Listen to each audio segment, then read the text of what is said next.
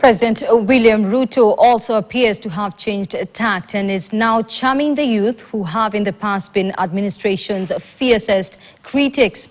Through empowerment projects such as NYOTA, the head of state is seemingly upbeat to win the restless yet populist group ahead of the 2027 general election. As Jeff Kirui reports, the ruling regime is now courting the young people by unleashing a series of new promises. As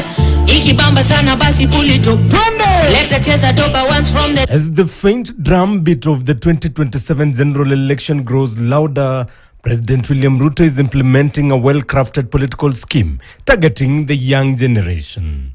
Selfies and dances has marked his engagements with the youth as he reshapes his political journey towards defending his second term in office through empowerment projects, including the 5 billion shillings NYOTA program targeting 100,000 young people.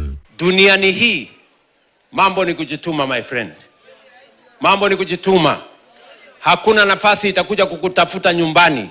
Hakuna nafasi itakuja kutoa kwako. Tuangalie vijana kama rasilimali muhimu ya taifa letu la Kenya. We take young people as a great asset for our country. After the June 2024 Gen Z protests that almost destabilized President William Ruto's administration, the writings were on the wall for an administration that rode into power on the hustler narrative that meant uplifting those at the bottom of the economic pyramid, largely dominated by the young people. Where's or died? Do you ever hear President talking about it? No. Do you ever hear talking about youth fund? Do you ever hear him talking about WEF? Do you hear him ever? In the whole round he is going around dishing money. Do you hear him talking about Hustler Fund? Surely. Then you come up with something else. It's like the whole issue of Singapore. You come with a bottom-up thing. You sell it to young people how you are going to get them a million jobs and all that, how you are going to happen. Then you discard it at night. You say that you have a new revelation about Singapore. The big question that every youth must ask himself at the moment is why these particular programs at the moment? Why try to engage the very youth that you try to shoot or you gave orders to have them shot at around June 2024? Why try to engage them when some of them are still in hospitals? Some of them are still having gunshot wounds still lodged in their bodies. Some of them are still having parents who are still crying for justice. Why try to have this particular discussion when no compensation has been undertaken?